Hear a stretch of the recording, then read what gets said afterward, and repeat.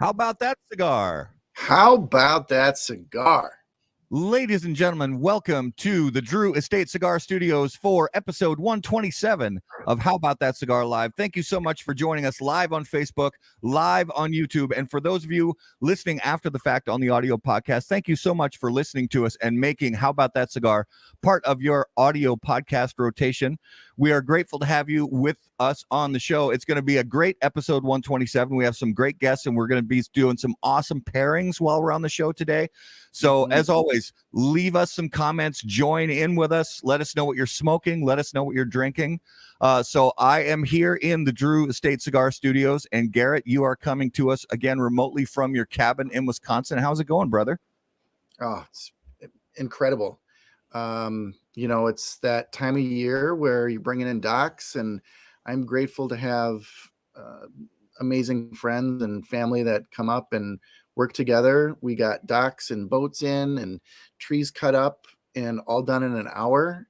And then we play the rest of the weekend. So nice. It's awesome. Nice.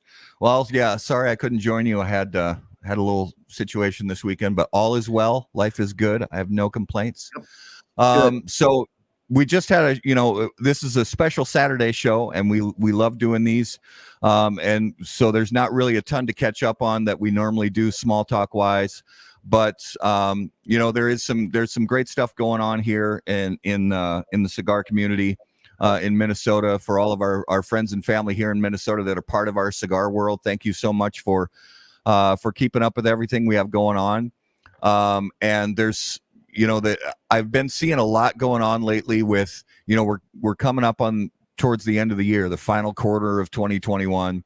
So people are getting to the point where they're going to start publishing, cigar of the year lists and stuff like that. There's a bunch of product shipping right now. Fortunately, what I've been seeing, Garrett, and you've probably been seeing this too, is although there were some problems earlier in the year with shipping and things like that, it's not perfect. It's not back to, best case scenario, but things really are improving. Are you seeing that too? Absolutely. More and more numbers. I was just talking to a family member today who we're talking about the Renaissance Festival, and the Minnesota Renaissance Festival is one of the top nation's Renaissance festivals. They do a great job, and some of the retailers were saying it's the busiest Renaissance festival they've had in years. So I think we're also seeing, not only cigars, but everything else. People are just yearning to get back to some bit of normalcy, and we're getting there. Yeah, we are getting there, and it's nice to see. One other thing, actually, I just remembered this, and I want to bring this up before we have our guests on, kind of in line with what we typically do, a little Minnesota sports talk. Congratulations to Justin Morneau, who he's going to be inducted into the Minnesota Twins Hall of Fame.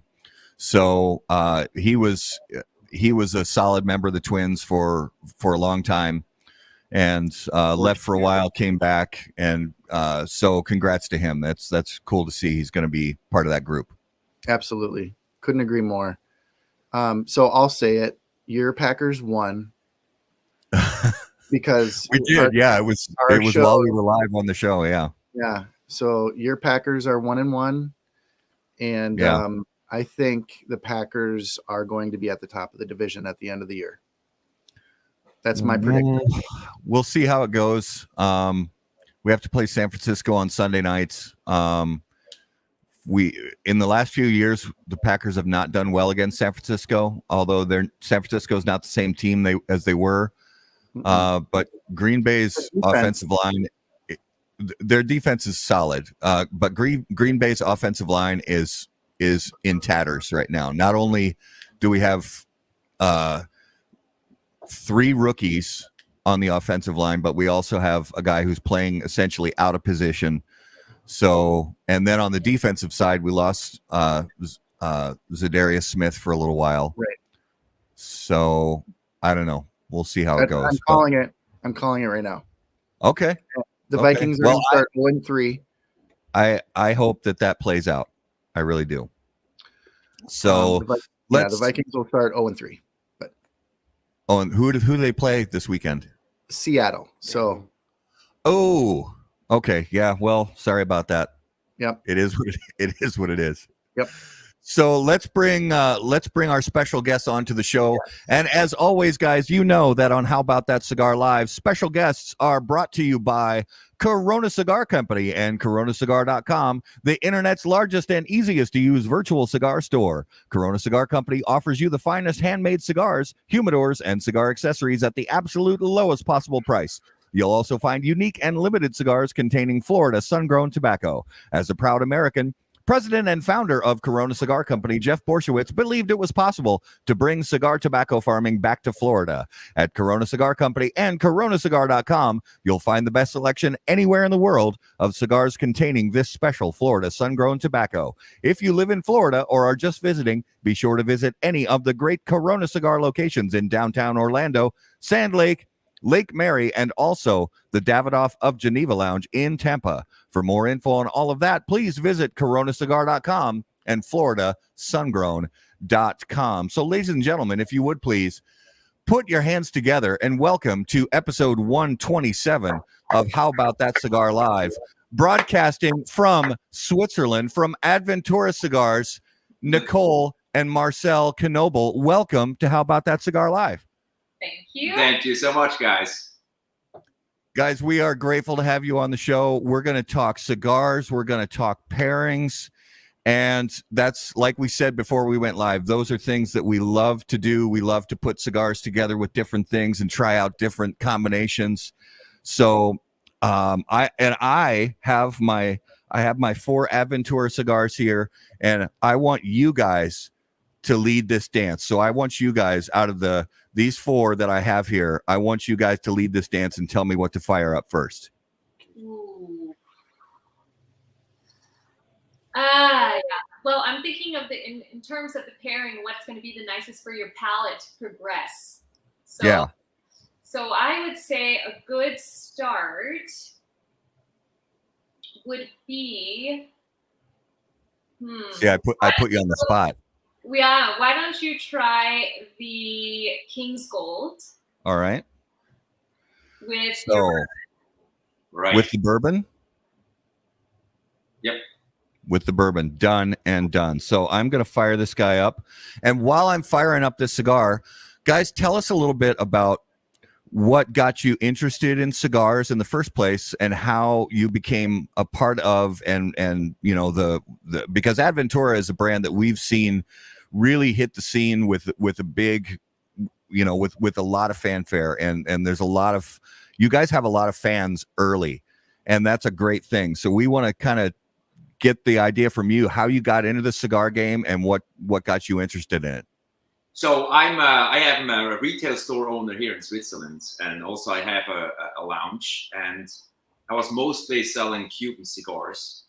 But you know, the Cubans, they don't tell you when you're getting more interested about the Cuban tobacco, they won't tell you anything. It's still a Cuban tobacco. It's a Cuban cigar, but that's it. You know, you don't know what kind of a seed they are using. Well, you know it from the books, but I wanted to know it more in detail.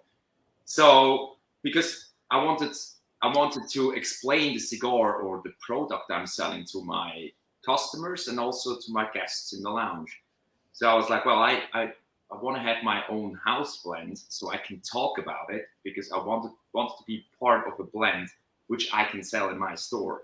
That was basically the whole start. I didn't plan to make Adventura as big as it is now, or even partner up with Henderson, or then later having my wife as the director of operations. So it basically was a house blend. And I just sold it here. I had a couple retail friends. I sold it to them also, so they sold it in their stores, until a Swiss distributor got at me and asked, dude, that's a great concept of a cigar, and also the cigar is great. Don't you want to make that brand bigger? And I was like, well, I have my shop, I have my lounge. I cannot traveling, knock on everybody's door and ask for picking up my cigar. And he was like, well, I have a sales staff. Don't you want to collaborate? So I was like, well, why not? Let's give it a try. So the European retailers are, until you don't know them, they're very refusing in terms of new cigars. So you have to work hard to get in, but once you're in, you stay in. That's a bit contrary to the US market. But this guy and the sales staff from that Swiss distributor, he did a very good job, is still doing a very good job. And we got in pretty fast, and we are still in, luckily. And then all of a sudden, the German market was asking for it. So I found a distributor there. The distributor came at me and asked for picking up the cigar, and he wants to distribute throughout Germany. And pretty soon he had a huge Davidoff chain, which was asking for the cigar. So it really was like organically growing. And then Sweden came along, Italy came along, and then 2019 we started officially in the US. So that's a bit ahead. After the first line, Aventura, the Explorer, Henderson Ventura, which is now my partner, was asking for being a part of the whole thing, since he also had once the idea of bringing a cigar to the market, which is named Aventura, not Adventura, but Aventura.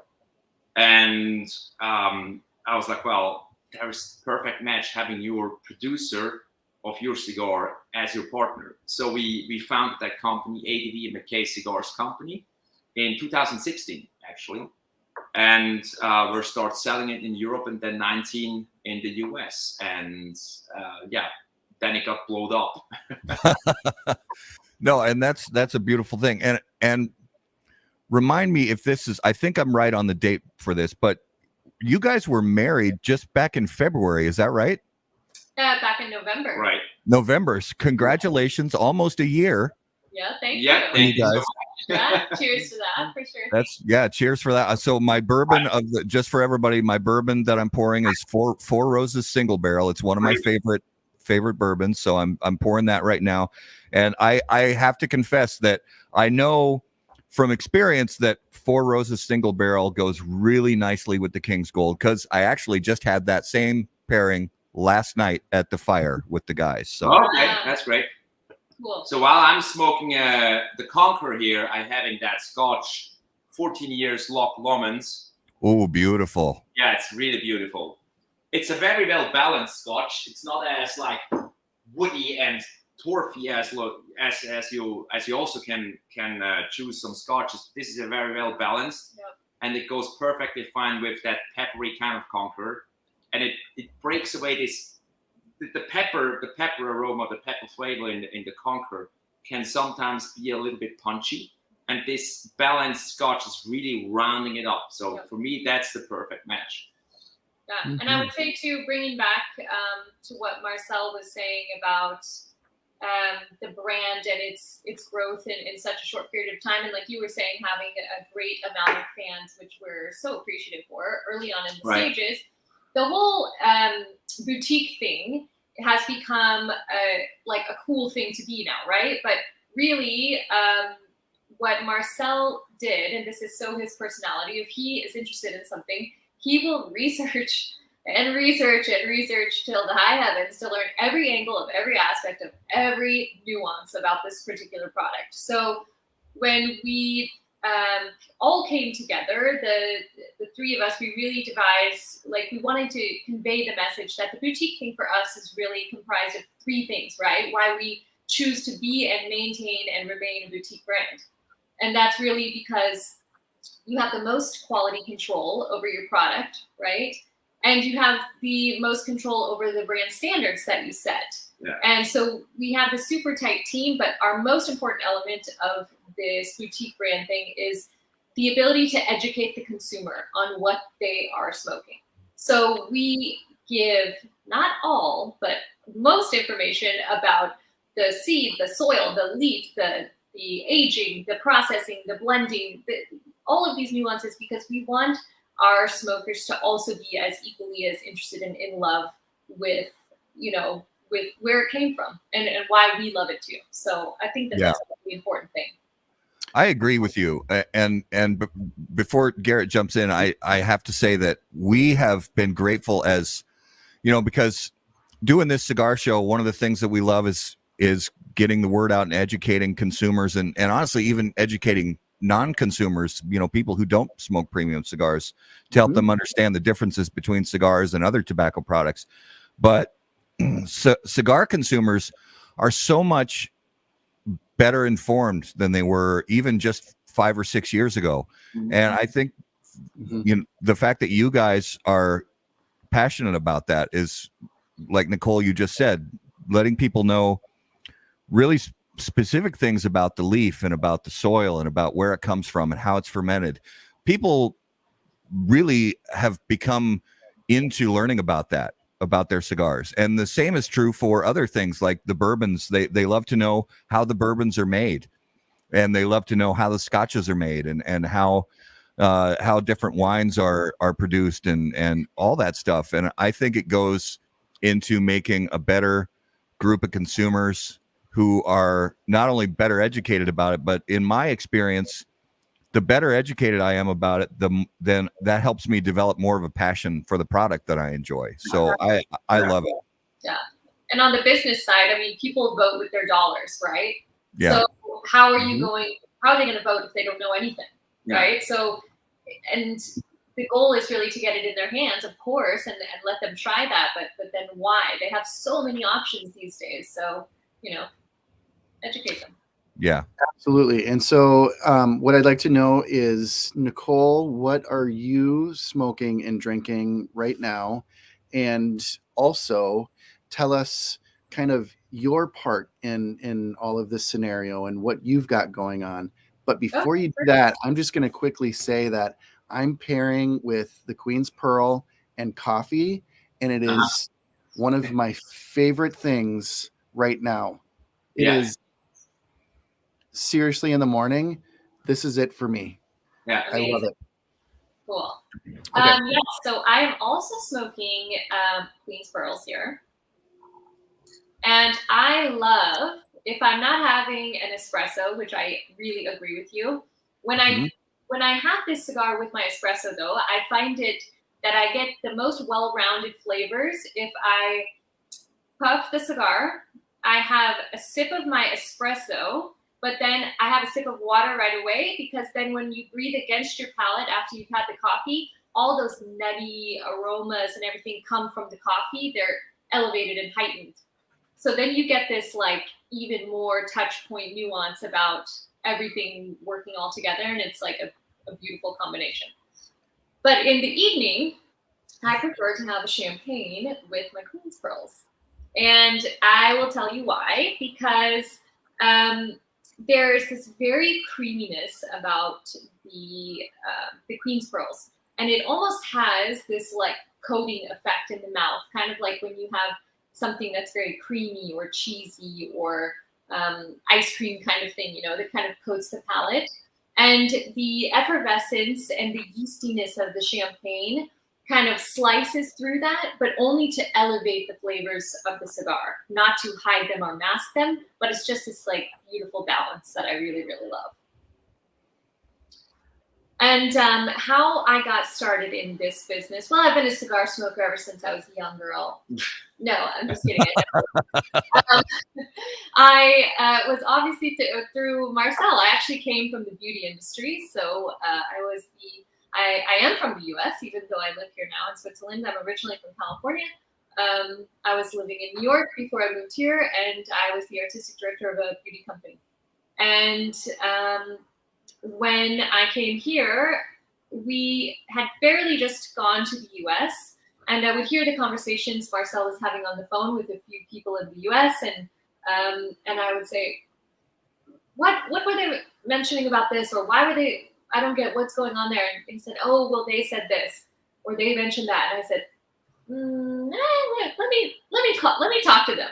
So then I said, being an American, I can really help build this into, the American way, so to speak, and really get us. I traveled extensively in my former life and know so many states and little pockets of the U.S. And I love business. So I said, let me help, and he thankfully said yes. And so now we have a good little trio. And I love to say that Henderson is like the heart of the brand, Marcel is the head and the brains of the brand, and I'm like the muscle of the brand, like the arms and legs that just like keep us moving. So we thankfully make a Trio. That's right. The three amigos, we call ourselves. The three amigos. I love it. Love it. That's fantastic. Speaking about the Queen's in the coffee, I mean, you can even slice it even more down. So let's say, what kind of coffee machine are you using? Is it full automatic, or do you have a separate grinder and stuff? So that's also something which is heavy, influencing what you're experiencing if you pair those two products with each other. Then going down to the coffee, is it 100% Arabica coffee beans, or do you have a certain part of Robusta coffee beans in?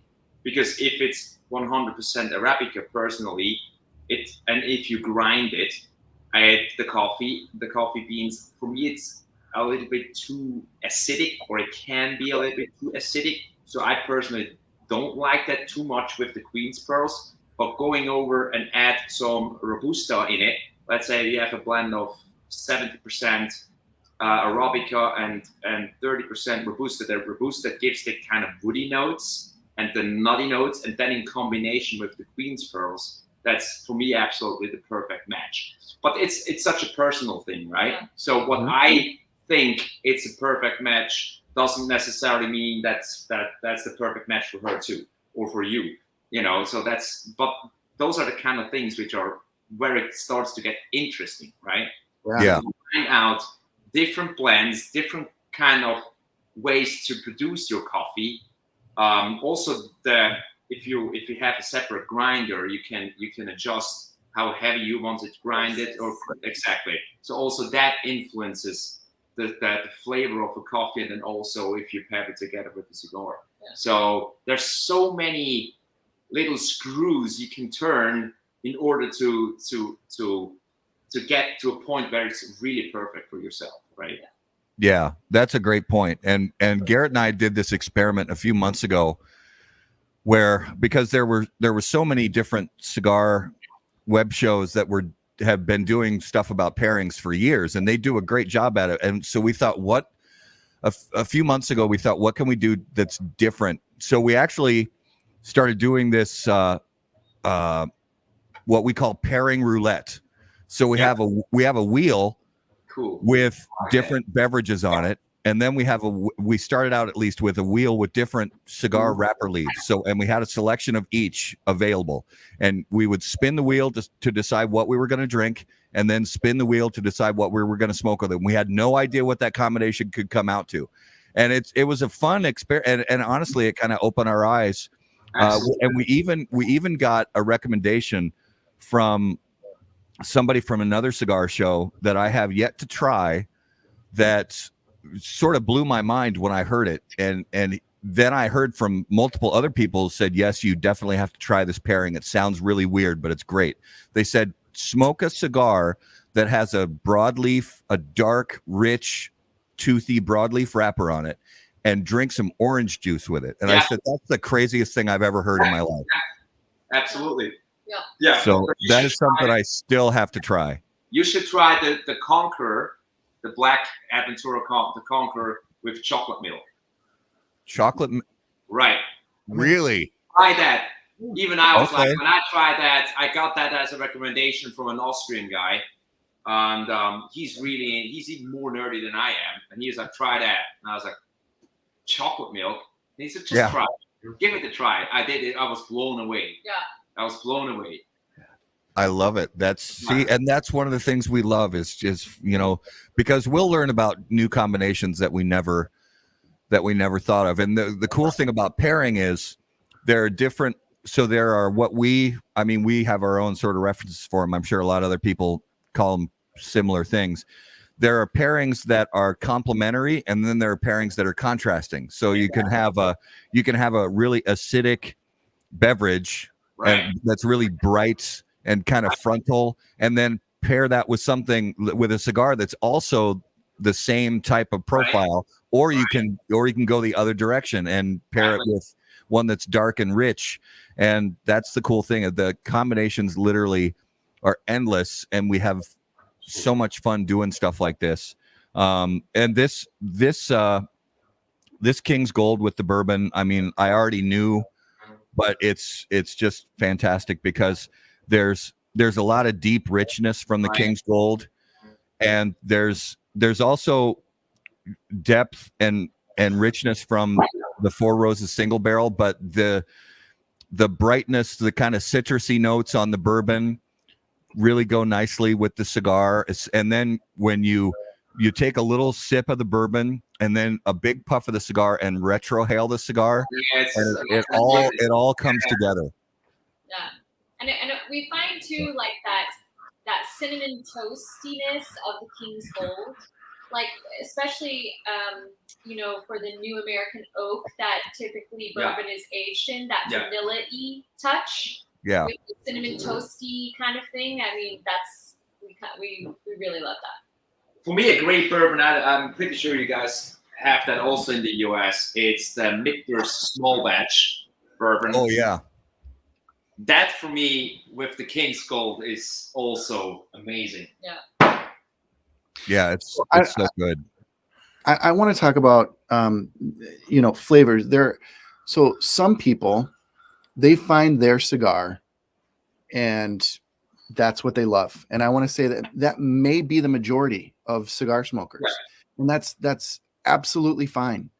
And typically that person may also be a person who goes to a restaurant and they order the same thing every time. They find their thing and that's what they enjoy. And there's absolutely nothing wrong with that. I love variety. I love to find different, foods, beverages, cigars, and experience a lot of different flavors. And if you're in that category, this is an endless list of different combinations that you can do. I mean, look, even with what Marcel was just saying, the different coffees, I've never nerded out on going that deep with it. And I'm already thinking about asking the wife if I can buy a new coffee maker. And, because I don't have an espresso machine and I would like to have one. So you guys, there's a ton of things that can be done to experience this. Then again, if you are that person who has found your cigar, has found your meals, has found your beverages, awesome. There's absolutely nothing wrong with that. We don't ever want to say that, you're not experiencing enjoy what you enjoy. Exactly. And so I just want to mention that because I've seen people make comments of, why would you just smoke one cigar? Why would you just eat this or that? Right. Why don't you just shut up and let people live their life? And don't you find many times the reason why people chose that cigar is maybe not exactly because of just that cigar. Maybe it was the experience they had when they smoked that cigar. Absolutely. So it's not always just right? Yeah. So, but we definitely like to push the why. Like, just ask why. Like, why do you love that specific cigar? Other than, well, I like chocolate, so then I just love this because it's very chocolatey. Yeah. Okay. But what else, Like, if, for example, too, with this Queen's Pearls, like, I don't just say, choose a champagne and you're good to go because it's bubbly. No, like, there's so many different champagnes. Right. And a lot for me, when I'm deciding on one, especially when smoking in Queen's Pearls, has to do with what they call the dosage, which is like the sugar content in champagne, champagne, right? So I think that a champagne, personally, I feel like the champagne needs it, because if you go super dry and less dosage, then you can almost get like a high acidic taste then. Yeah. And I don't feel like it complements that well with the Queen's Pearls. Yeah. But if you find that balance of just right of that sugar with the yeastiness, with that brioche bread kind of mouth coating feel, then yeah, those bubbles play a big part in that whole combination. But I always ask why, because I feel like that pushes you to become either a better educated smoker, drinker, connoisseur of all good things in life, or it forces you to really focus on the flavors of what you're smoking and drinking. Nicole, that's a great point, because Connecticut shade wrappers, like the Queen's Pearls, they can have a tendency, if you have an excessively dry palate, to become sour. Right. The tasting notes of the cigar will tend to become sour if your palate's too dry. That's So right. that's a fantastic point. I hadn't really thought about it before. Because sometimes if you have a coffee that is in the morning, you'll have a coffee that's let's say like an Ethiopian type of bean that's slightly under roasted can tend to have usually a drying kind of effect on the palate. And I tend to usually, if I'm having that type of coffee, I usually have a darker cigar with it in the morning instead of a Connecticut shade. Yeah. Real quick, because I'm at a critical point, so I want to let everybody know that with the Queen's Pearls and King's Gold, these are aluminum bands, which is incredible, amazing. It's one of my favorites. And I've heard a few people say, yeah, but I can't get it off. So I want to show everybody where I'm at. I let it get to about here, and by this time, the heat of it has loosened up the glue, and I can either peel off this because it's loosened up the glue without ruining the cigar, or if it's struggling a little bit, I can simply just slide it. Yeah. Slide it right off. Yeah. That's what I usually do. I usually slide it right off. Yeah, mine is pretty loose already. I kind of hold it with a delicate touch, so I can easily, remove it. Sometimes I peel it, but I guess it just depends on. Yeah. So what I normally do, even that's not lit anyway. So I really pull the edges a little. So I have those two, and then I pull edge, edge, just go back and forth. Edge, and it comes up beautifully. Yeah. And that's sorry, go ahead. No, you go ahead. I wanted to mention, because I am still a new smoker, right? And then I got like all nerdy on all aspects of smoking, because I not only wanted to love it, because when I was first dating Marcel, I was like, yes, of course, I love cigars. Please give me all of the ones you would like. I was like, oh my, what do I do? I don't know what to do with this thing.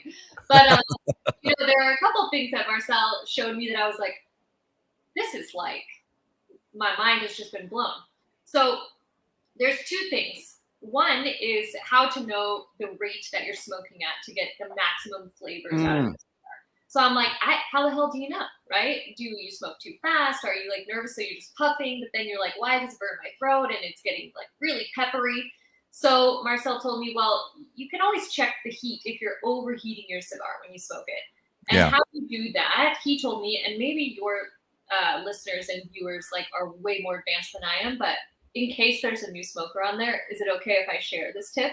Please. Okay. Yes. So Marcel taught me, if you can hold near the burning end of your cigar, if you can hold it with no problem with your fingers without going like, whoo, then you're smoking at a good pace and a good temperature. Right.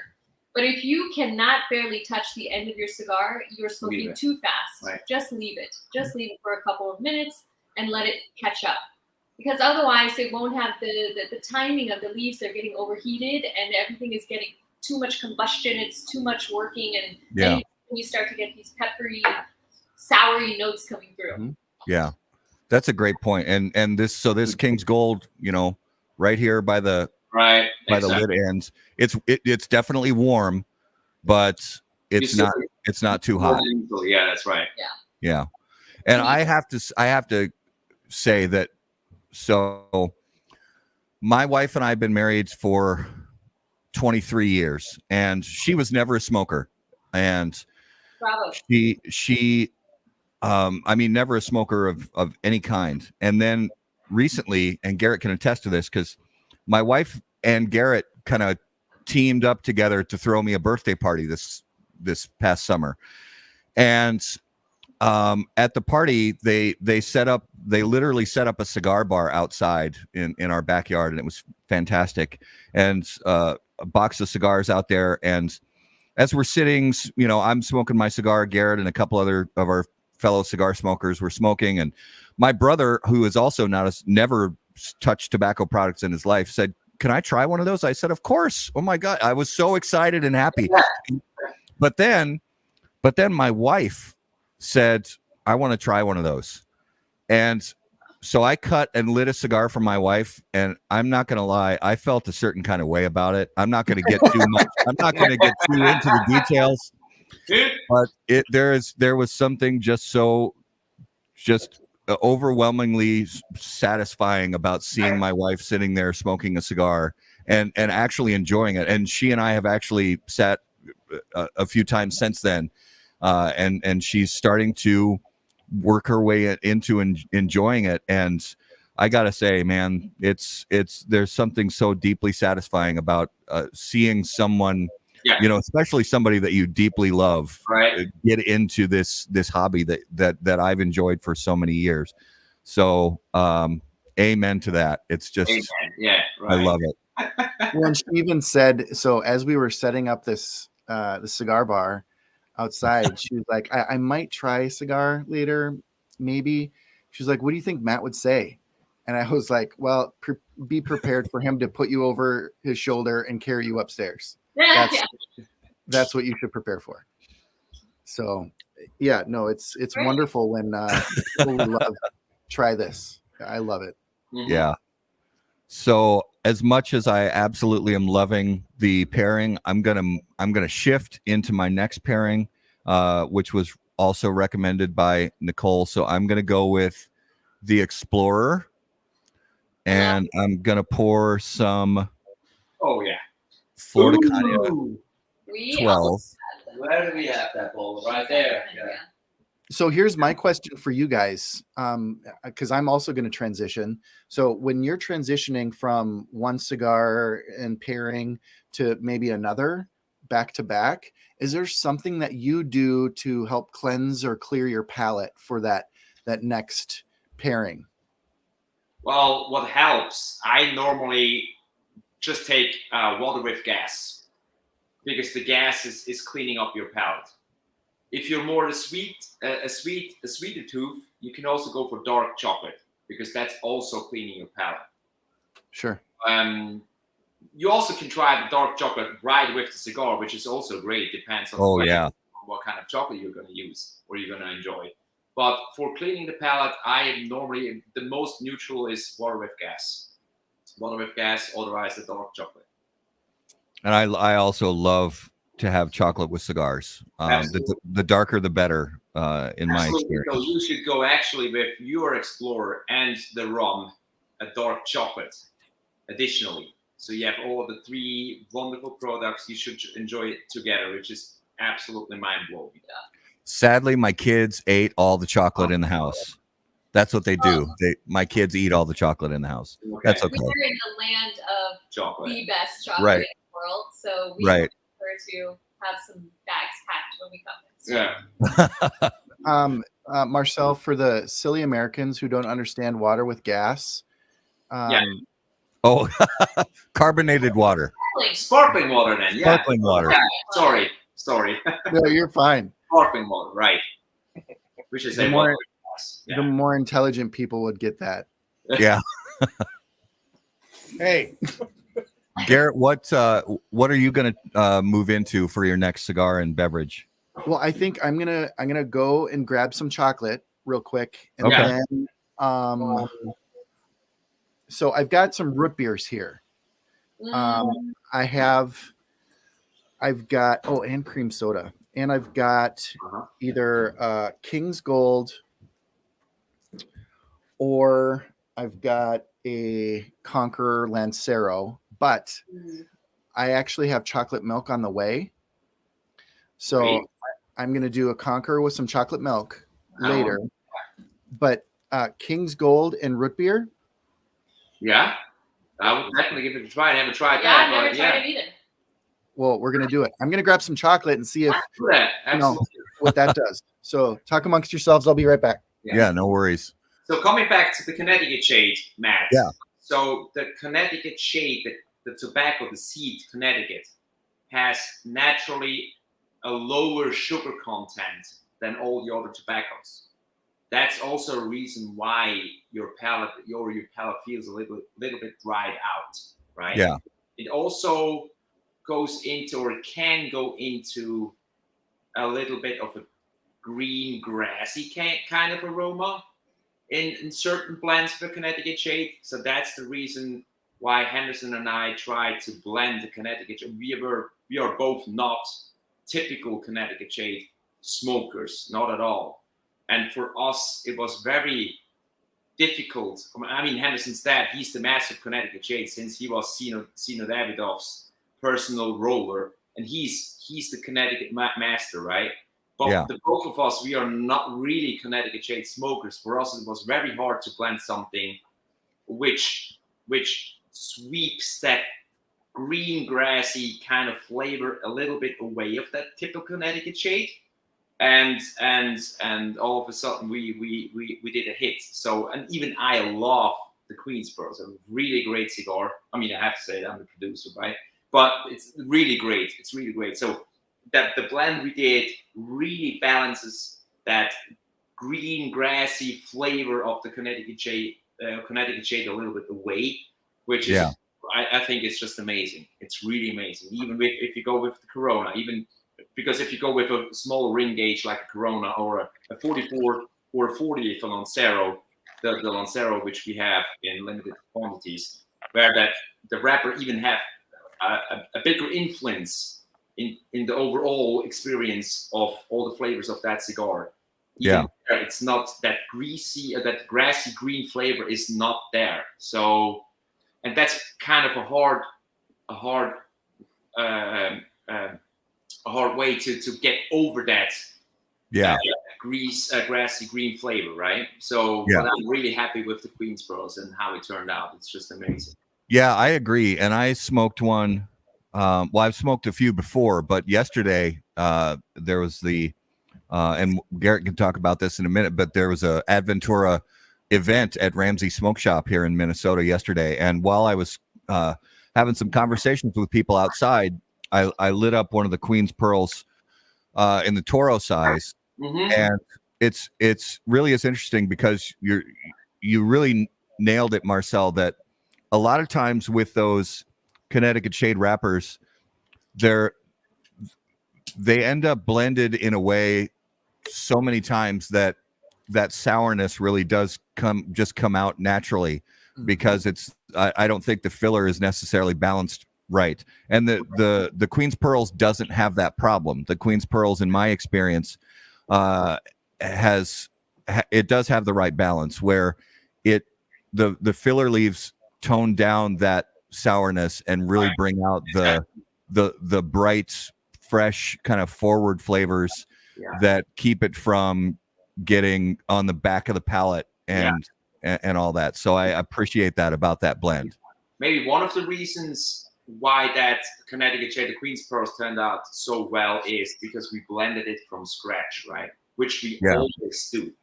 That's also one of the cores or one of the pillars of Adventura cigars. So we want to always have completely different kind of flavor profiles with each line than we did with the line before. And some of the producers, in order to drop two lines very fast, let's say they start with a Maduro wrapper, and in order to have a second line that just like keep the same blend, but just pull Connecticut Shade, wrap it around, and sell it as a second line. So that I would say 99% of the times that doesn't work well. Yeah, that doesn't work at all. So you really always really pay attention to blend it from scratch, and maybe that is one of the key success factors of the Queen's Pearls. Yeah, and I have to say this. So I've had a lot of this Florida Cognac in my life, and I've smoked it, or I've drank this with many cigars over the years, and this Adventura Explorer with the rum, there's something interesting because I've never, as much of this as I've never pulled out any kind of floral notes. And when I have this rum with the cigar, I get notes from the rum that I've never had before. There's almost this kind of, and there's a great sweetness to the cigar. Yeah. That's this natural kind of sweetness that comes from it. Even through the retrohale, it's not bitey, it's not peppery. There's just this nice kind of sweetness to it, and I get this interesting floral note from the rum that I've had probably way too much of this rum in my life, and I've never had this floral note from it before. Interesting. Cool to hear. And so I'm somebody who I have a hard time with a retrohale because I have such a sensitive sinus. Yeah. And I don't, there are very few cigars that I can retro and it's an enjoyable process for me. Yeah. So just so you know, if you guys can't retrohale, it's not because you're a rookie or anything else. Some people just have a sensitive sinus, and it's super, like, for me, it's like shoving wasabi in my nose. Yeah, I understand that. Yeah. Well, And everybody does retrohale, but a lot of them, they're not doing it on purpose. So you just get a little bit, but you still get a little bit, right? Yeah. So, and other people that can do it on purpose, and of course you're gonna get all the whole flavor experience. But even though you don't do it on purpose, you still get a little bit retrohale, and that little bit is normally enough. Usually it's enough. So it's not bad. You can't do it on purpose. So those I had some Baker's dark chocolate nibs. And after that first cigar with the chocolate and still the palate covered with that Queen's Pearls, and just that chocolate was a totally different experience, and it was wonderful. Great. I'm glad to hear. Now, King's Gold, and this is the Sprecher Maple. Okay. It's a maple soda? It's a root beer with maple syrup. Oh, wow. Okay. That's great. Yeah, the Explorer. So typically when I retrohale, I'll only let maybe 30% of the smoke out of my nose, and then the rest, I'll puff out through the mouth. But the Explorer is smooth enough where you can let the whole thing. You can retrohale the entire puff without any harshness. It's one of the most. The Explorer is one of the most difficult blends we do, since if in wrappers you have 7 primes, right? And if we always have to get the middle prime for using as a wrapper for that blend. If we go too high, let's say 6 or 7, the 7th prime, it gets too spicy, Yeah. Then the whole blend is going to be coated by the wrapper. So that's very, very difficult, since it's a Mexican hybrid. So it's a Cuban seed, but grown in Mexico. And it's very rare to get this wrapper. And we always have to take care that we always get the proper prime in order to create that blend. Otherwise, we are not going to do it, because that's not what we want to express with the Explorer. Yeah.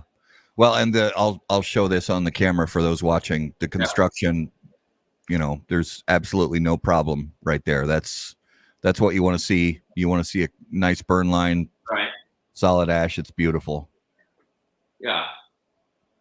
But still, there is always room for mistakes. Made with 157 steps by hand. It's not a machine doing it. So there also with Adventura, there are some which are not burning evenly, can happen. Plucked, hardly never. But also that can happen because it's a handmade product, Yeah. So you have to be a little bit more flexible when, even I have certain customers that are like, well, it's not burning evenly. I was like, you're smoking a handmade product. Right. That cigar is not even pushed into the cellophane by a machine. It's made by hand. Yeah. It's pushed in by hand. The box is made by hand. The hinges from the box are going to be on the box by hand. Yeah. It's no machine doing it. So it's a lot of work. And with every handmade product, there can be mistakes. And I think it's just okay. It's okay. Yeah. Yeah, and we say that to people all the time on the show that, you know, if the burn line starts to go a little sideways, don't worry about it. 9 times out of 10 even on a handmade product, that burn line is probably just keep smoking it slowly and work your way through it, and it's probably going to correct itself. If it doesn't, get out your lighter, gently touch up that burn line, and just keep smoking and enjoying it. It's it's part of the experience, really, is watching what the cigar does as it burns. And that's sort of the, you know, for us, we nerd out about it, and that's really part of the experience, is not only enjoying the flavors and the aromas of the cigar, but really just kind of seeing what the cigar does as it burns. It's all part of it. Yeah. And also your daily condition. You're never the same the next day, right? So your daily condition also is part of the whole game. And also the environment you're going to smoke it. Is it windy? I personally I'm not going to light up a cigar while it's windy, because that's, you know, I hardly feel anything while smoking a cigar while it's windy.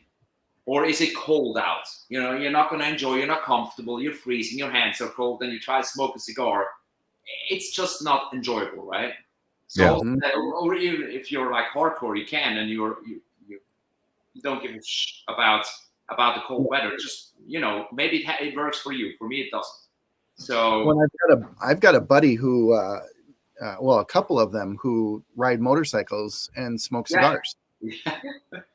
Wait, they smoke while they're riding? Yeah, they do. Oh wow. Yeah, I don't think I could do that. So Jim, you know, a good friend of mine, Jim, well, and Todd also, they smoke. And I asked Jim, I said, yeah, but how does this cigar perform? And he's like, oh, it's a shit show, but I do it, you know? So I guess if you know, that's what's going to happen. Yeah. And I think that this speaks to also the kind of hands that you're in with the producer like Marcel and Henderson too. These guys are, like, we have a lounge here, obviously, and when we have a full house and we have customers and everybody's smoking, Marcel is the only one.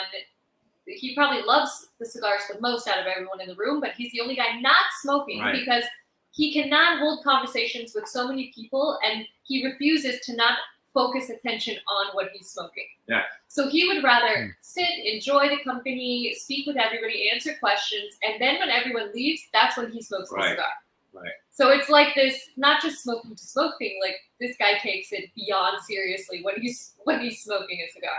Well, I'm just not enjoying it then. I'm here for the customers. I'm here for the guests. They have questions where I'm happy to answer. So I want to focus myself on them. And once everybody left, I can enjoy my cigar, right? So but it's also a very personal thing. So there's no recommendation. Also for pairings, what works for me doesn't necessarily work for you. So you just have to try, you know. Yeah. All right. Now I'm going into the different root beer, which is Lift Bridge. It's a microbrewery here in Stillwater, Minnesota, and it's fantastic. So this is this is a little bit more birchy.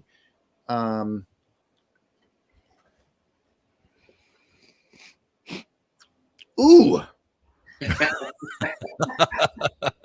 Somebody's excited. Yeah, exactly. So here's how it's different. The maple was a nice, more of a sweet, brought the sweet things together. This birchy, you can actually taste some more of the bite. It brings out some more of the brighter notes, and you get a little bit of a tingle that I don't get with the maple. Yeah, that's why I like the stuff from Lift Bridge, is because it's not overly sweet. And so many root beers are in my opinion undrinkable because they're too sweet. 100%. I think I'm going to switch to the Navigator. And thank you, darling. Yes, please. Then what I love with the Navigator is a port wine. So I am actually going to follow suit, and I am going to follow you down this road. I picked port is something that I've had only a handful of times in my life. So I actually picked some up this morning. Okay. So I got a tawny port. It is it's from Portugal. Yes, that's port wines are. It has to be from in order to be considered a port wine. It's like champagne. You cannot call it champagne unless it is from the Champagne region in France, right? Right. So, but I prefer the tawny port with an IPA instead of a ruby port, and it's simply because a matter of how they age it, and they do it in barrels instead of stainless steel vats. So the Navigator is probably one of our most complex blends. It has tobaccos from 5 different countries in this cigar, and it has a very like mineralic sweetness to it, but it's a minerally sweetness. It's not like a sugar sweetie. So I really love the earthiness and that nuttiness that comes from a tawny port, especially an old one, that it kind of really combines all of those mineralic tones together with the Navigator. Yeah, that's so the tawny port I have, I just poured a little bit right here, and I'm just gonna do what I always smell everything before I drink it. That's good. Yeah, it's got a really sweet aroma to it. Kind of there's a little earthiness even in the aroma of this tawny port. Yeah. And I'm gonna go in and take a little sip before I light up the cigar. Good. And I hope everyone is taking notes of what Marcel is doing. Oh, yeah. This, it's true. This is fantastic, and don't only do this for your spouses, but for a good friend that you're giving a cigar to cut it and pre-light it. That's rock star. So that's full service. Other way? What's that? I said, do people do it any other way? They do. I'm joking. I know he's always so nice. Yeah, usually they just hand you the cigar and say, here's a cutter, here's a lighter. And I mean, this might be considered chivalry with, a spouse or girlfriend or, a partner, whatever, but friends should cut and light cigars. And I'm guilty of not doing that. And so, Marcel, thank you for modeling. That's always the service we provide to guests. We always light up cigars for every guest. I mean, some books, they say, don't do it because a true aficionado is doing it on his own. But I think it's a very nice gesture also for, of course, the wife especially, but also for guests or also friends, of course. Yes. Yeah. So I was going to say, Matt, for this port wine, right?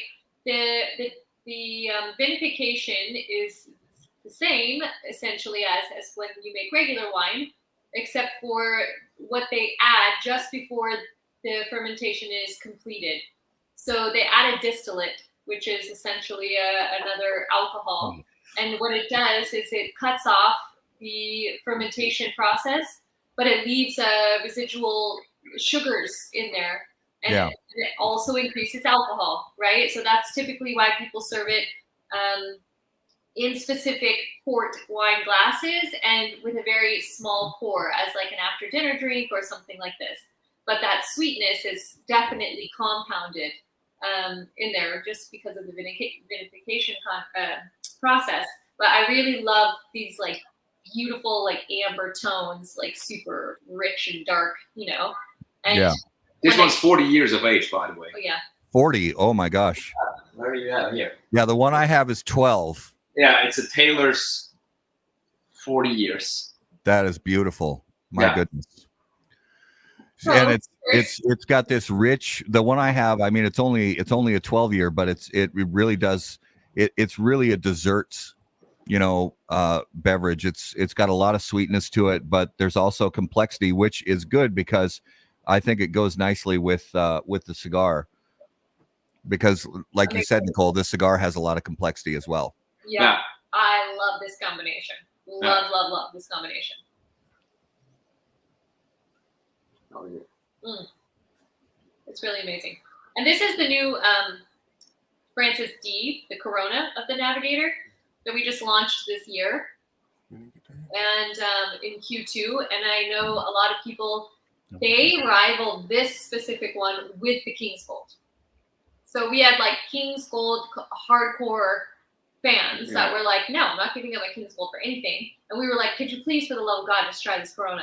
And then they were like, okay, fine. Like but it is crazy the differences and the nuances that you get. And with the port, that saltiness, this minerally, just great combination. Yeah, and there is with the cigar, you're totally right. There's this sort of earthy mineral, I usually when I'm doing a cigar review, I'll use terms like limestone and stuff like that I get. And there's some of that with the cigar, but there's also sweetness on the back end of the cigar, but it's just a hint of it that goes so well with the port. This is going to be, I'm not lying, this is going to be one of my go-tos now for after dinner, because one of the best experiences I had with port years ago, my wife and I and some friends, there's a restaurant in Minneapolis that sort of specializes in fondue. So and it's called the melting.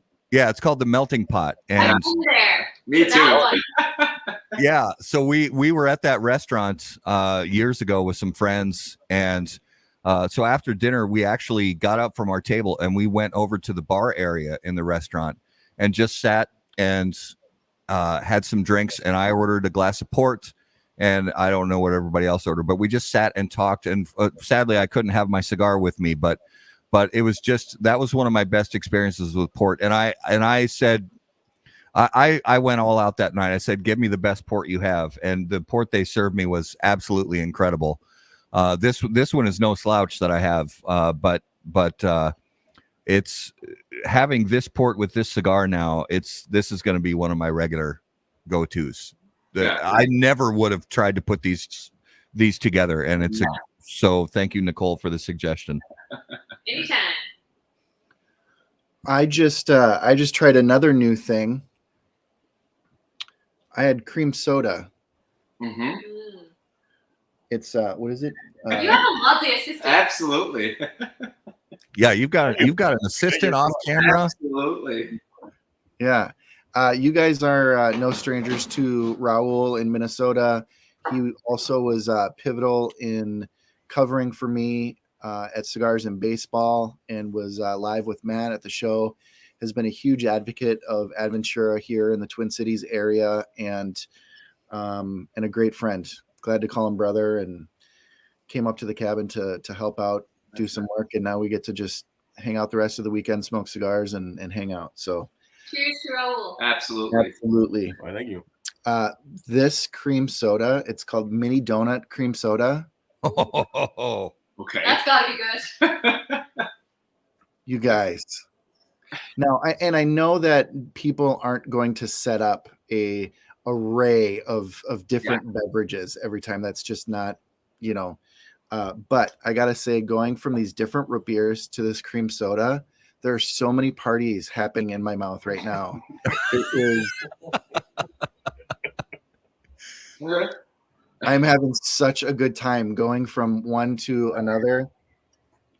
So did you guys say, when I was talking about the Melting Pot, did you guys say you've been there? I have specifically been to that exact one that you're referring to. Yeah, and I have been to a melting pot, but not a big one. But also Switzerland is like the land of fondue. The land of melting pot. The land of cheese. Yeah. Yeah, it's and I'll be honest, I'm full disclosure, I'm I'll be as nice about this as I can. The food at Melting Pot is not bad, but it's not fantastic. It's really an experience restaurant. It's more about community and friends than it is about the food. The food is fine, don't get me wrong. It's not bad. It's really more about relationship and experience at the Melting Pot than anything else. There's also a great, if you can believe it, in Minneapolis, there's actually a great sushi place, which is hard to find in landlocked Minnesota, but there's a great sushi place called Seven that I have also spent a fair amount of time at.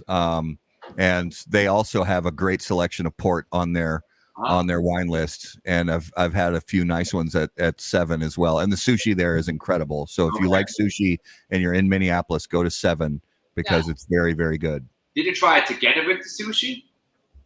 No, it was after dinner was over. Although I should try that to have maybe, I don't know, Tawny Port with sushi. It might be great. I don't know. Yeah, sushi is so delicate. Yeah, it is. Yeah. It's pretty interesting what we've been doing lately. We've been trying to infuse not just the pure tones of the spirit itself, but also combination of. So Marcel is the king of making like a Negroni or an old fashioned or a Manhattan. And what we've been doing is taking the smoke from a cigar and we trap an herb, let's say rosemary, oregano, thyme. We trap it under the glass with the smoke. And we let that kind of infuse not just the glass, but also the herb that you're using. And then when you release that and then pour the drink in after you've, of course, measured and shaken or stirred, depending upon who you are, then this whole combination of almost setting up your palate for what is coming is such a cool, fun thing we've been doing. Yeah. That's and there's a place in Stillwater, Minnesota called Brick and Bourbon that does a lot of they do some great work with cocktails, and I love a good quality Negroni. When you said Negroni, my eyes lit up. It's one of my favorite cocktails, and they do a smoked Negroni, so they'll fill the glass with applewood smoke. And then pour the Negroni in the glass, and it's nice. Such a great experience. Nice. And I'm going to experiment a little bit right now. As I absolutely love the combination that I have going right now with the Navigator and the Tawny Port, but I'm just going to quickly experiment, and I'm going to fire up again the Explorer and take a few puffs of the Explorer with the Tawny Port, just because I'm curious. I just want to see what I get. And that's one of the great things about it. And I encourage everybody to do this is sit down, grab four cigars out of your humidor, different cigars, totally different cigars, and then grab four totally different beverages and just sit down and pour just a little bit of each beverage and just go back and forth and just try out different things because first of all, why the hell not? But you can just come up with some cool new combinations that you never thought were possible. I am absolutely gonna go out and grab some chocolate milk later today and try the chocolate milk with the King's Gold. Mm-hmm. No, the Conqueror wasn't it? With the you may also try with the King's Gold. The Conqueror, though, yeah. Chocolate milk is ready. So I'm gonna let this develop a little bit more. I just had some chocolate with it to just refresh and start over because why not? Mm-hmm. And it's I feel like so many people are missing out. Like I am at Disney World right now in my mouth. I'm on many rides. I gotta remember that Disney World in my mouth. It's a little weird, but I'm gonna go with it. I'll accept it. He has his backpack. He's not waiting in line. He's on every ride. Yeah, exactly. No lines. It's the best time. Yeah, there's no lines right here. Yeah. So I'll be honest. Just a couple puffs back on the Explorer with the Tawny Port. It's not I think Nicole nailed it. That the pairing with the Navigator is way better because the Tawny Port has so much sweetness to it, Right. and the Explorer also has its own natural tobacco sweetness to it, and I think it's a pairing I think that works, but I think the contrast is way better with the Navigator because you get the earthiness and the just a tiny little hint of pepper. I think goes so much better with the sweetness from the Tawny Port. I think you nailed it. I think the Explorer is also a little bit more bold in flavor. Yeah. The Navigator, and also the rum is more bold. So I think that combination works very well. While the Tawny is a little bit lighter, and also the Navigator is a little bit lighter. It's not as bold as the Explorer. Yeah. Can we talk a little bit about the importance of saliva when pairing and enjoying different flavors? Because if you have a dry palate, the flavors are not going to be there. We need saliva for flavors. Okay. Now, what would you say? Have you ever really thought about or gone down the rabbit hole of those who spit during cigar smoking and how that could maybe affect the experience? Because some cigar smokers do like to spit during smoking. Yeah. Well, never. I do not. That is not. I don't do that. I never have. Raul does. I know Raul does. I thought Raul was chewing tobacco while he was smoking a cigar a few weeks ago because he had a cup with him and he was constantly spitting. And I was like, oh no, he's not chewing tobacco. He's just smoking a cigar and spitting. Hi, Raul. Hello. I used to chew tobacco. I think that's it's like a hangover from that. Oh, okay. All right. Yeah, that's I'm not I just smoke my cigar and drink my drink. That's pretty much it for me. No, if I'm outside, every once in a while I'll spit, but I found that while I'm indoors, typically I taste more because that saliva is so important to how our palate receives those different flavors. Yeah. Well, and there's some tobacco primings and some tobacco varietals that cause salivation. That activates that. Yep. Yeah. And I think Marcel nailed it too earlier with cleaning the palate because the effervescence in carbonated water helps bring out more saliva on your palate, which honestly that can help just with tasting in general with anything, whether you're tasting wines or coffees or chocolates, having that it just helps bring it out. It causes you to produce more saliva, which can help you taste things a little bit more accurately.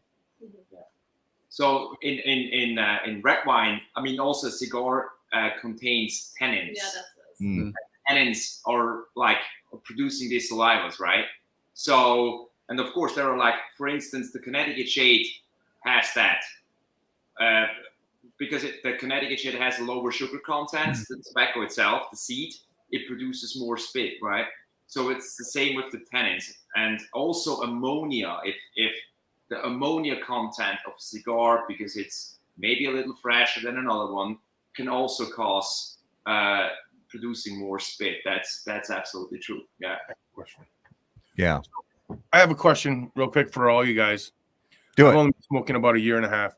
So you think I'm losing flavor when I'm spitting? Or I'm not activating my palate enough? I say you play with it. I don't think you're necessarily losing flavor. I don't think so. Yeah, I'd say it's just the way your body works. Exactly. You naturally produce a lot of saliva, it's all good. But if you're spitting to a place where your mouth is starting to get drier, then maybe try and cut back on that spitting, let that saliva just be there and play with it. This is all about playing with it. Play with flavors. Play with how we enjoy stuff. Oh, I love Mitchell's comment here. As Matt Booth would say, taking your face hole to Pound Town. That's right. That is absolutely true. Absolutely that is true. happening right now in my face.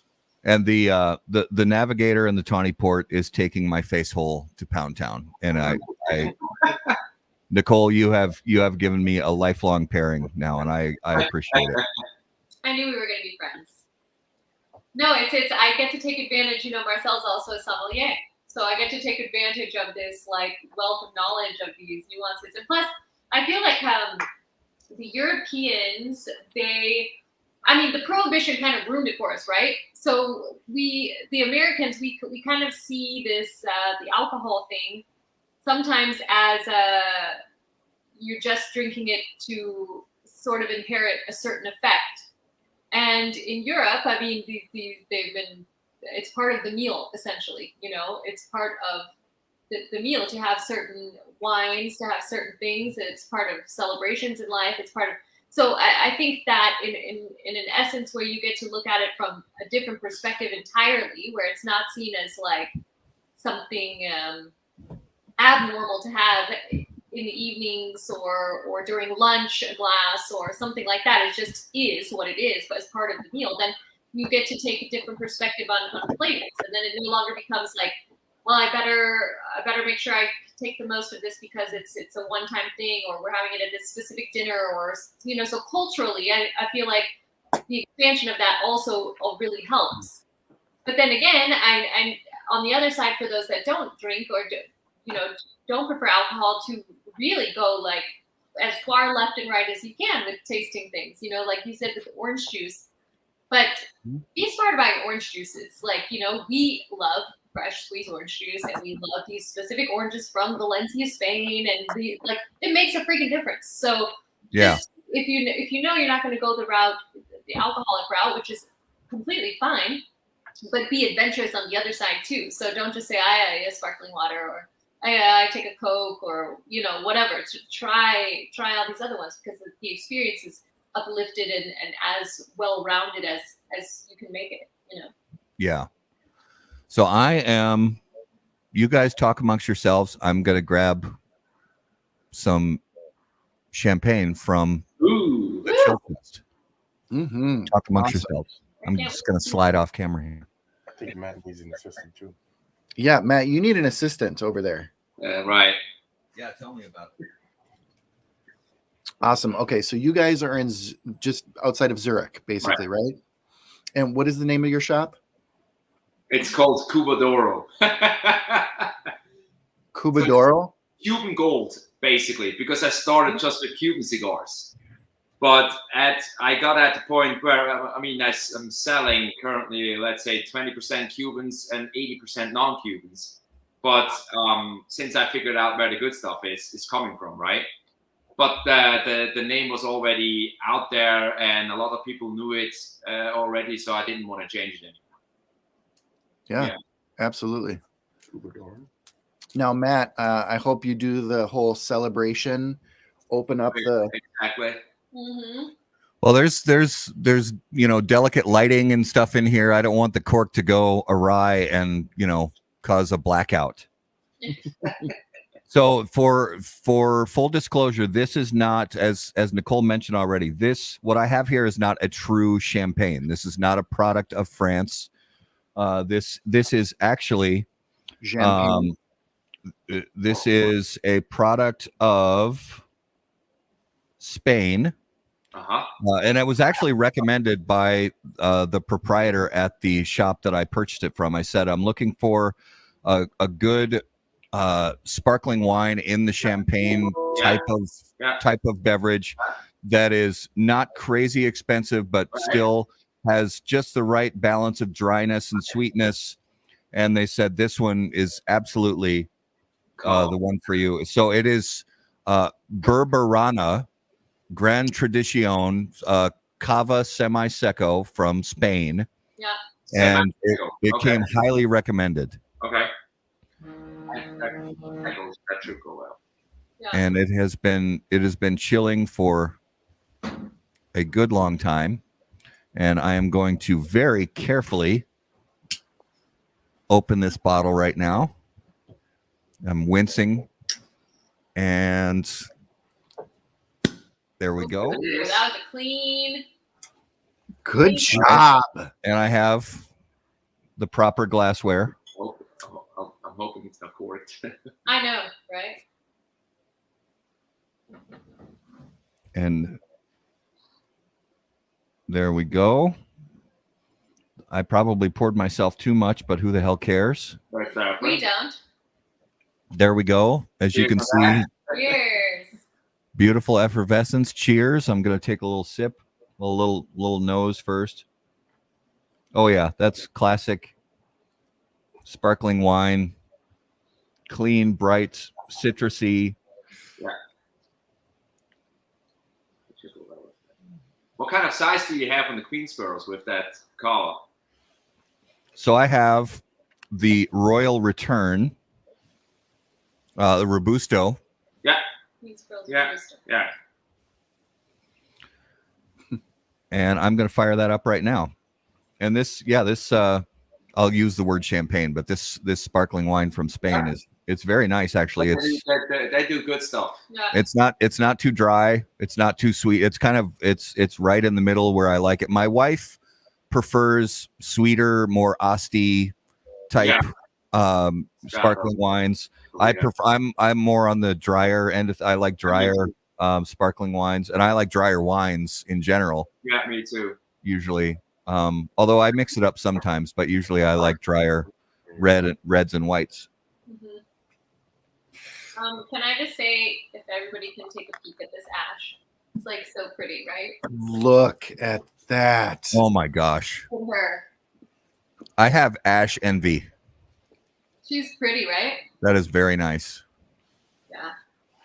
And she's going away now. But that's another thing too. What the counselor navigator that's constructed that way for the ash.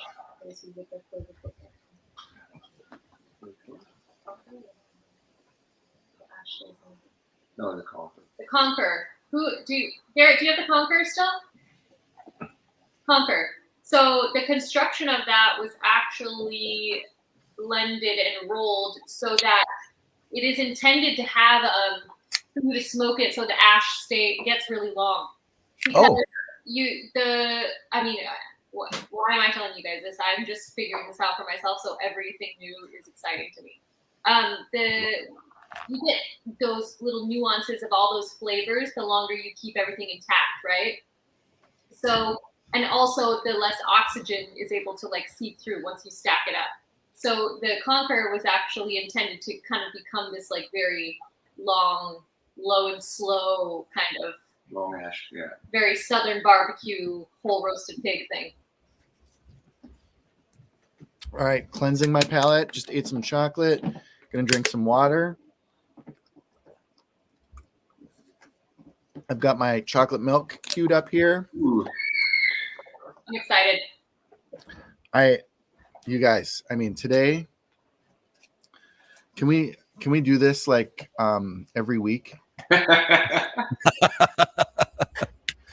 was going to say every day, but I didn't want to be too overbearing.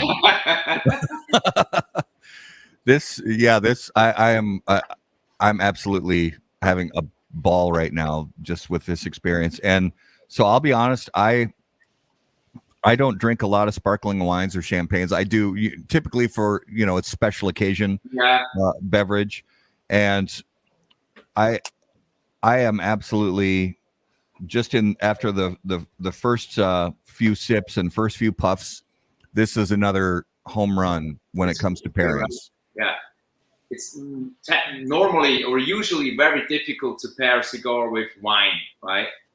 But since it's sparkly, and if you have a very well-balanced Connecticut shade blend and you have a sparkling wine, especially those semi-secco ones, which are a little bit sweeter than the super dry ones, that goes perfect with wine. But red wine or any other white wine, which is non-sparkling, it's difficult because the cigar is normally overpowering the whole wine. But with the sparkling wine, that usually goes very well. Yeah, And I'll say, so what I mentioned a few minutes ago about the fact that my wife likes sweeter, even sparkling wines, more the Asti style, Yeah. but I like the drier. I don't think this pairing would go as well with a sweeter sparkling wine because the effervescence mixed with the slightly drier feel on the palate from this particular sparkling wine really puts the sweetness of the cigar at the forefront. Yeah. It's incredible. I absolutely am in love with this. I think he likes the chocolate milk and Oh, somebody's night has been made. He's having a moment. It's crazy, right? It's crazy. I know. So, going from all the different cigars that we've had today, and then I light up the Conqueror, and it's immediate with that spice and that bite, and your mind goes, how is this going to go with the sweetness and creaminess of chocolate milk? It seems so juxtaposed to each other but what is happening right now? Right. Well, I know my wife and I are supposed to go to dinner later, and she's driving. Because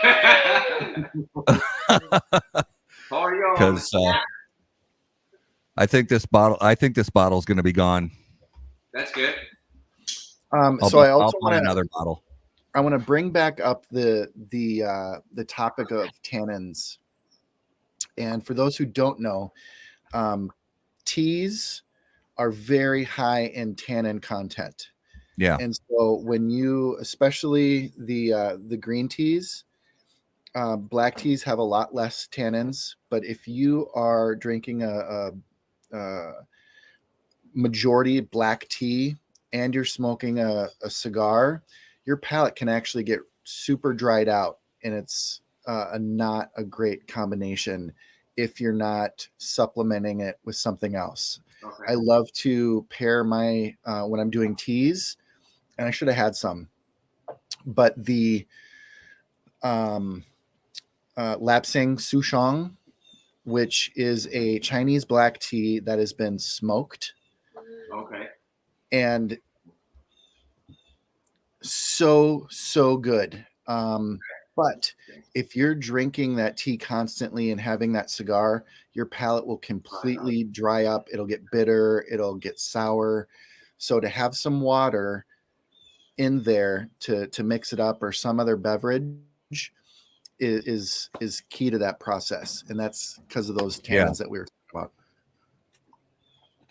And that's a great point. And Marcel, I didn't realize you were a sommelier, and I'm a fanboy of just the whole world of wine. Of wine. I'm still learning, and I've become sort of nerding out online when it comes to wines, and watching documentaries about sommeliers and becoming a sommelier and things like that. And one of the things and I think I love the fact that the wine and the cigar world have so many similarities to them.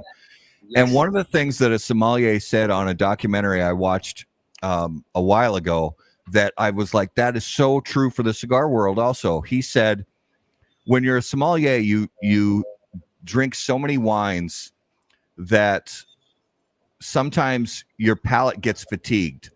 Yeah. And you find yourself craving wines that actually refresh your palate.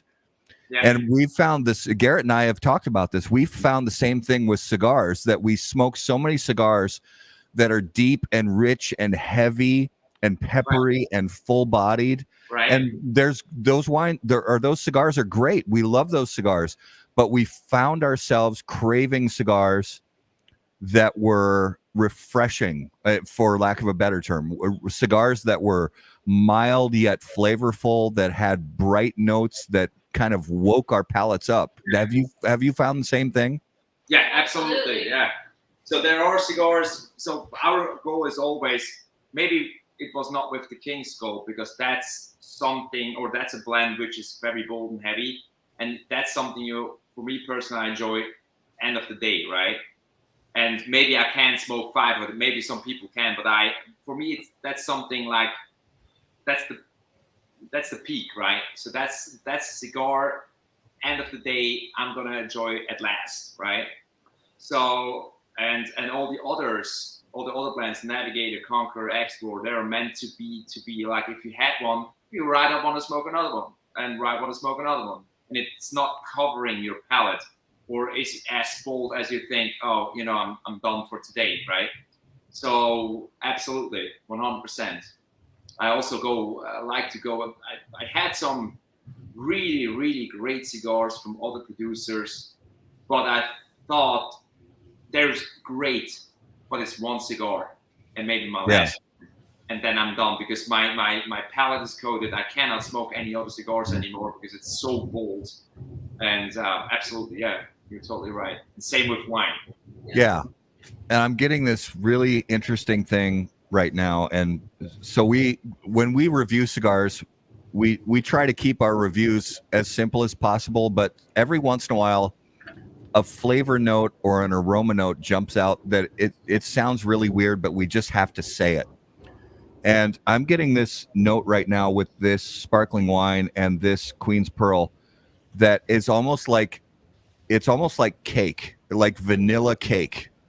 It's absolutely incredible. I don't think I've ever gotten that before from a pairing. I am in love with this. Yeah.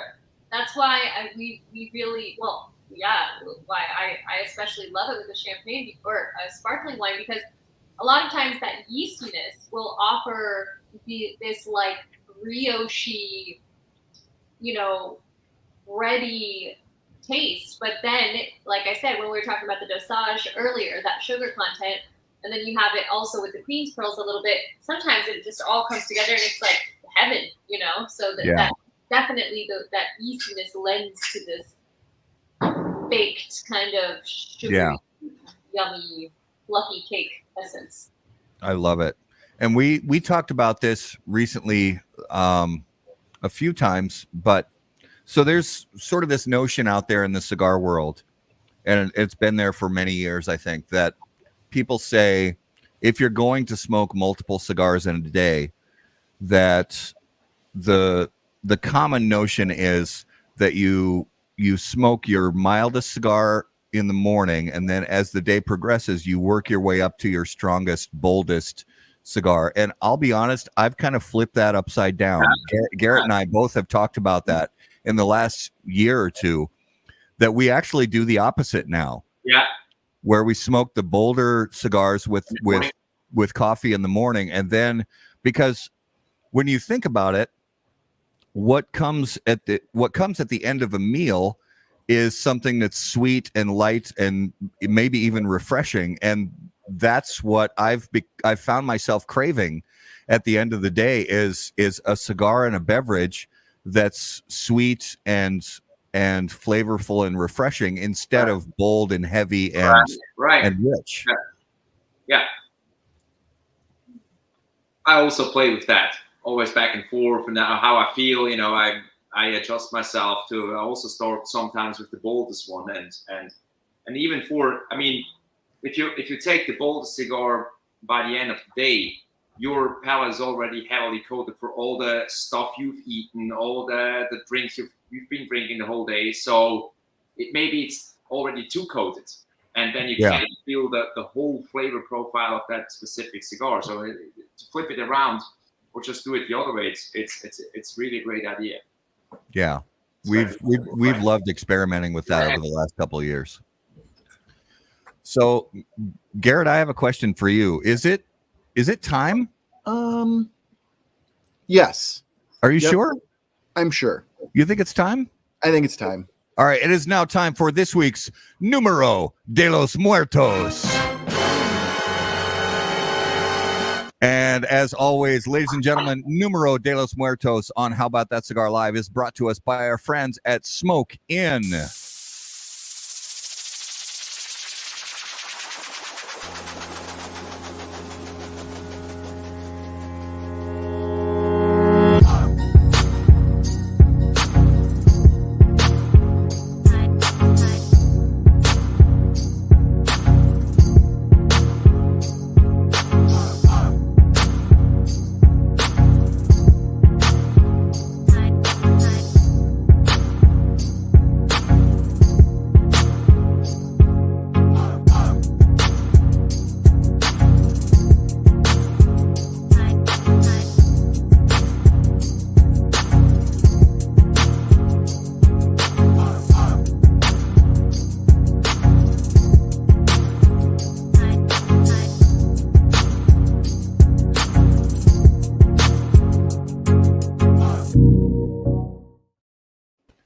All right. Numero de los Muertos, brought to you by Smoke Inn. Episode 127. Garrett, what do you have for us this week?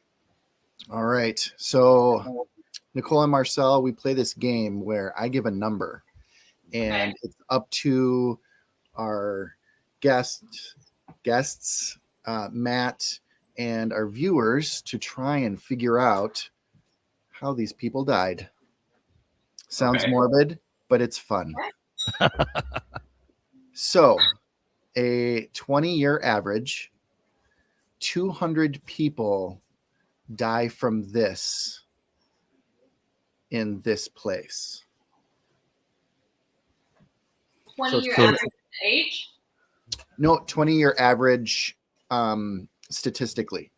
So over the last 20 years, 20 people or 200 people a year have died from this. Okay. correct.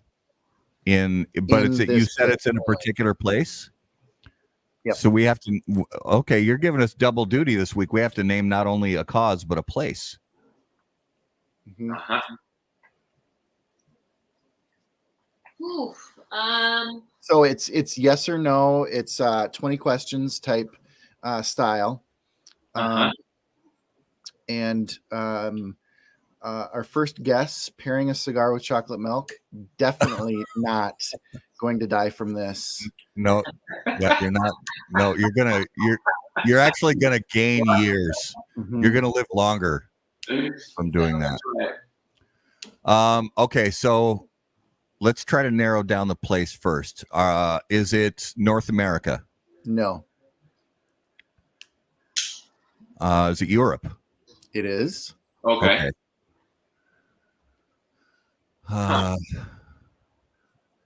All right, I'm just gonna go right in. Is it Switzerland? Partially. Okay. Ooh. Okay. But then we have to come up with a cause also. Yeah. Hiking.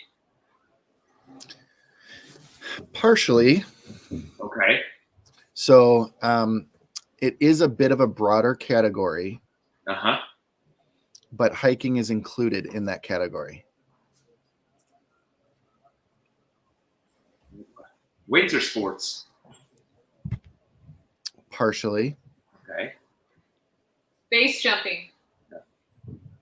Also included. Also included. Mhm. Are there vehicles involved? No. No vehicles. Paragliding. No. So Mark actually has the closest guess so far. Uh-huh. Okay. Mark. So Mark, I'm going to give you the location. It is the Alps. Uh-huh. And Is it avalanche? No, it's not avalanches. Actually, We did avalanche. Didn't you do avalanches once? I did, but I did North America. Okay. And I was looking for avalanches in the Swiss Alps, and it wasn't real great. Okay. Good to Naked, know. yeah, naked snowboarding. Really? Oh. These Europeans do Raul, it. come on, Raul. Well, come on, man. And freezing to death. No, so I'm just gonna. I think Mark basically, pretty much, it's any act. It was categorized as mountain activities Okay. in the Alps, and it included all of these things. So Yeah. everything from base jumping to skiing, snowboarding, hiking, all of the things. 200 people a year die in the Swiss Alps from mountain activities. Okay. Yeah. Wow. That doesn't surprise me. Have you seen the mountains here? It's insane. I haven't. I hope to one day. I haven't. I mean, I've seen the pictures, but that just doesn't. That's like saying you've seen pictures of Denali, and then as you drive into Alaska, you're like, how are things that large? Yeah. You guys have to prepare yourself. Garrett and I are going to come and crash your place one of these days. It's going to happen. Anytime. Stay in the lounge. Yeah, what's the flight situation? So typically out of Atlanta Or New York. or New New York. York. Oh, sorry. Yeah. Or New York. And it's pretty easy from the East Coast. I mean, I used to do it before I moved here. We had a long distance relationship, and we would see each other probably twice a month. Yeah. So Really? New York is pretty easy. If you take the red eye, it's just 6.5 hours Yeah. coming here because of the jet stream. Yeah. So you get here much faster. And going back is 8 to 9. yeah. All right. We'll see you tomorrow. Yep. Right? You have plenty of time. We'll have breakfast and cigars ready. Right. Nice. Maybe not that soon, but we'll make it out there to visit you guys one of these days. Yeah, it's a great place. It's literally the bubble of the entire world. Like there's no crime, there's no kids hungry here. Everyone truly takes the outdoor thing seriously, which is we have a small population here, we only have just over 8 million people. So Yeah. 200 to die, that's by doing outdoor sports, I mean that's And most of those people are probably travelers or tourists who are there to take in the skiing scene and think they have the chops to actually ski the Alps, and then realize I suck at skiing when they get. Do you ski, Marcel? No, I used to, because I don't know. I'm not the typical winter sports guy. Because my dad, he had to take the decision being a professional skier or taking a real job, right? So he has chosen a real job by the end. So I was skiing as I started at 3, I guess, and for me it was kind of like you kind of have to, right? I never had really fun with it. So, and then when I got older a bit, I just stopped it. But you have a lot of tourists, it's always a queue everywhere, standing line, and then going up, and then you have to because the slopes are certain slopes are very slow, so you have to wait in order, if you want to really carving down, really have to wait until all the people are gone. And I was like, no, not anymore. Also, that we're like a huge smoking country, like per capita, Switzerland and Germany. I don't have the statistics from this year because the U.S. is definitely going to spank the rest of the world in terms of numbers. And they also did last year, but not by much. Germany and Switzerland per capita was right on the tail of U.S. sales for Adventura. And I would say smoking cigars everywhere is much more acceptable here than in the U.S. And almost every single restaurant, you are able to either go to a separate room, a lounge. They all have these cigar lounges or places that you can enjoy. This is definitely more part of the culture here than it is a singular thing. That makes me very happy to hear. Honestly, I think there are too few places in the world that allow consenting adults a place to sit and enjoy a cigar or a pipe. Yeah. Well, Garrett, that was a good one. That was this week's Numero de los Muertos. All right, so guys, we have a couple lightning round questions for you. They are completely non-cigar related. So for the first one, I'm going to start with Nicole.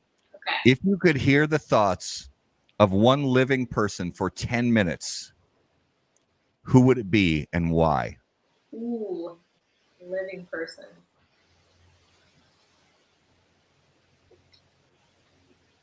Okay.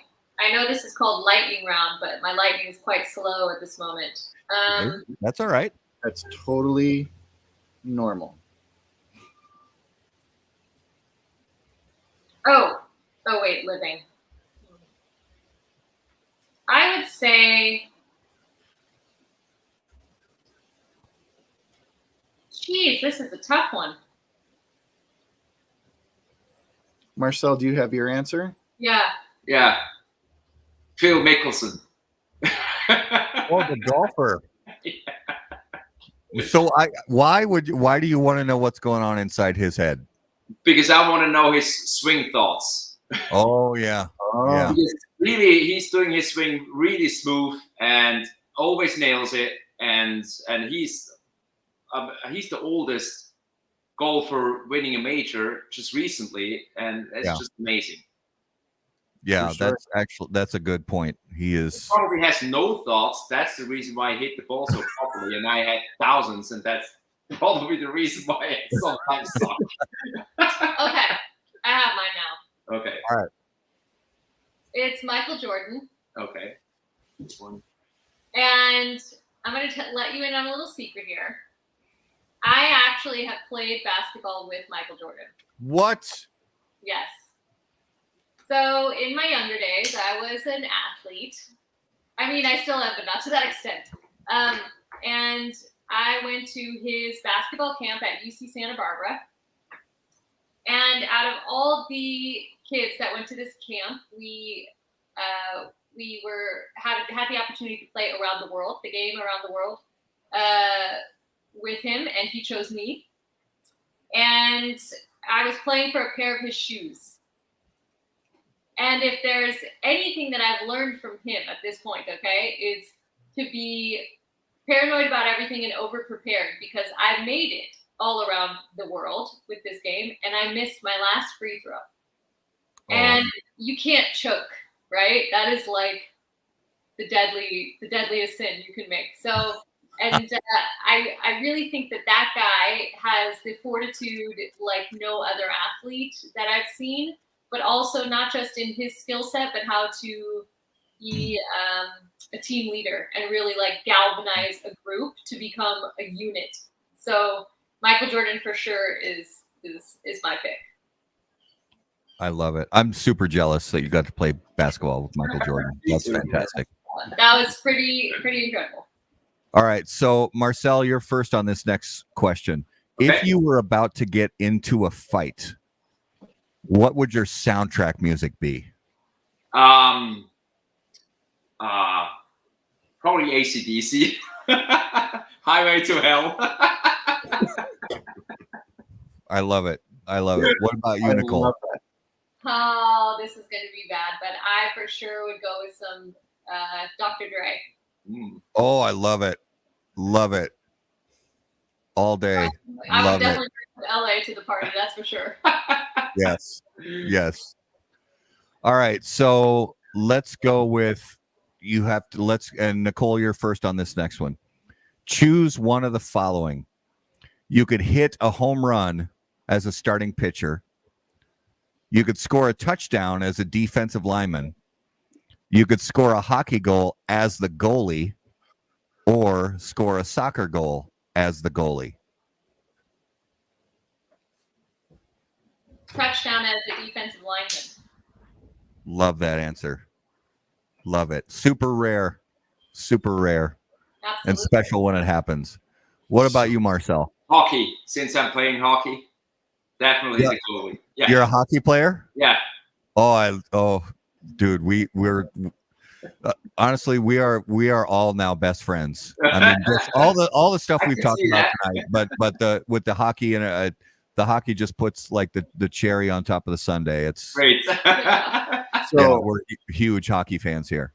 Matt, how about you call my wife and I'll call your wife and we'll just go to Switzerland. Yeah, we're taking we're going to Switzerland. You guys can bring your wives because we have some of the 100% spas in the entire world here. Yes. Parked out at the side of the mountain, and yes, spa life here is like no other on earth. And what's the cost of living? Ridiculous. Good. That's all right. I'm good with that. Ridiculous. I'm good with that. I can work remotely. And we have and the firm that I work for, my day job, has an office in Munich, Germany. So that's 2.5 hours away from here. Yeah, I can work with that. No problem. No problem.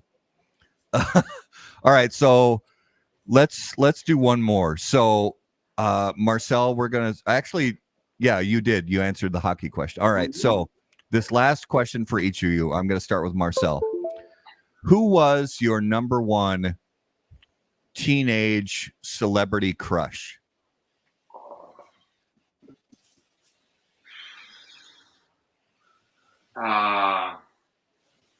Teenage celebrity crush. What's the girl? Like called? when you were a teenager, some celebrity you saw on TV that you just went Christina crazy for. Aguilera it was. Christina Aguilera. Oh, Yeah. I can. Yeah. Yep, With I can. Don I can Cheadle in the identify bottle. with I that. still remember that. Yeah, I can totally identify with that. Nicole, what about you? Whew, I would have to say David Hasselhoff. no. 9.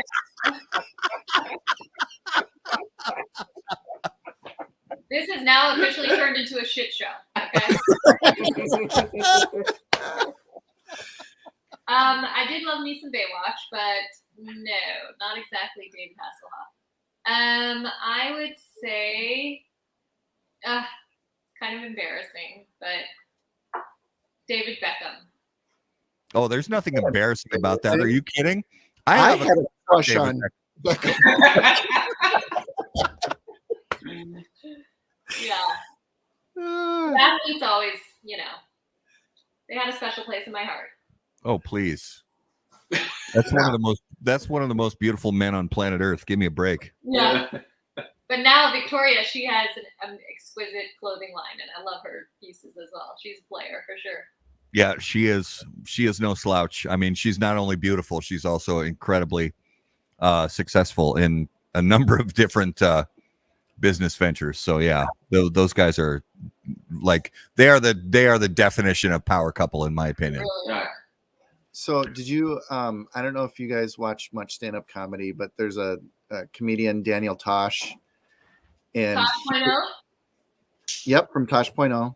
Okay. But he does a stand-up special where he talks about David Beckham and Brad Pitt. Actually, they became friends, and he said, imagine if those two got together and had a baby.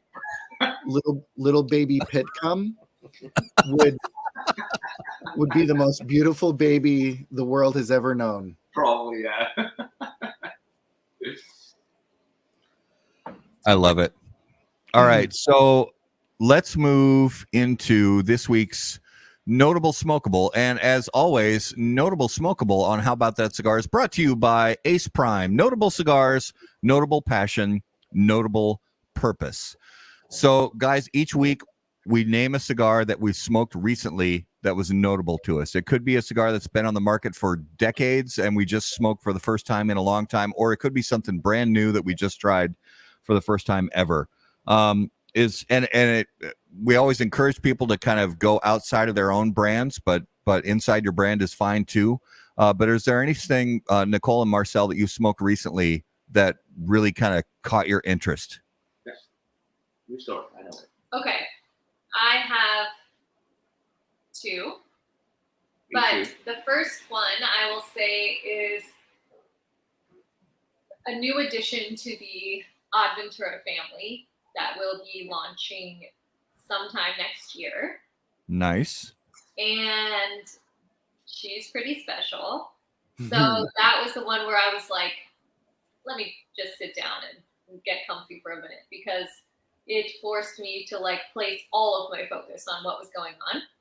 So that's the first.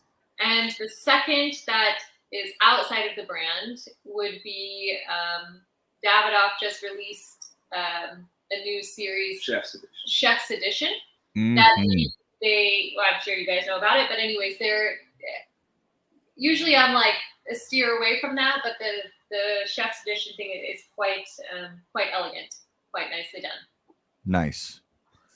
Marcel, what about you? Yeah, I think it's fair to also name something out of our brand world, right? So I have 2. I love what Nicholas Melillo is doing, the Wise Man Lancero. Oh, yes. Great cigar. Really, he's doing some great stuff. He knows also a lot. And also Steve Sacker's Sin Compromiso. Yes. Really like yeah, also Steve Sack is doing an amazing job. So those 2 cigars are definitely on my list. Yeah. Nice. Garrett, what was your notable this week? Last night at the fire after the Adventura event, about 10 guys around a fire, and I had been sitting on a Julius Caesar from the Toast Across America pack, and I had smoked the Opus a long time ago, and so I just had this, coffin with the Julius Caesar in there for a while, and just pulled it out the other day and last night. It's been a while since I've had a Julius Caesar, and you forget sometimes. And gosh, it was wonderful. It was just a great smoke. It's that special box press that they only do for the toast, and the burn was perfect. The flavor, it was just so. And again, this is after a cigar event, so I knew I needed to have something with a little, and that cigar gave it to me for sure. Okay. Yeah, nice. So my notable this week was the Padron 90th in the tube, the natural wrapper. Just one of the, in my opinion, one of the most. Padron's a great brand, but it's one of the most brilliant cigars they've put out in the market. I have one of those naturals in the last week, and that cigar blows me away every time. So definitely a great cigar to check out. For our viewers and listeners, give you guys an idea of some cool stuff we have coming up in the near future. So coming up this coming Monday night on the 27th, we have none other than the legend himself, Rafael Nodal from Tabacalera USA on the show. Very excited to talk to him. We had a short conversation with him at the TPE trade show. And then on the 4th of October, we have Pete Johnson from Tatuaje Cigars, one of our great friends here at the show. And then on the 11th of October, we have Justo Eroa from JRE Tobacco. And we have great shows coming up through the rest of October and beyond. So Nicole and Marcel, thank you guys so much for being on the show. Give our friends, our viewers, our listeners, where is the best place for them to keep up with everything going on with Adventura? Definitely our Instagram page. We pride ourselves on good engagement, so every comment, everything gets a response, every DM. So definitely keep up with us on Instagram. Also, our website. Every new retailer that we gain gets on our where to buy section of our website, and we're always posting the latest and greatest on there. And also, Facebook is still available and still kicking, but I would say Instagram is our number one venture for communication. Nice. Well, I'll speak for myself, probably for Garrett too. I have had an absolute blast talking to you guys today and pairing these cigars with these wonderful beverages. Thank you guys so much for spending some time with us on the show today. We loved it. We hope you did too. Thank you. Absolutely. Thank you so much. And thank you guys for the support. And it was a great show with you guys. And just amazing. Thank you so much. Thank you.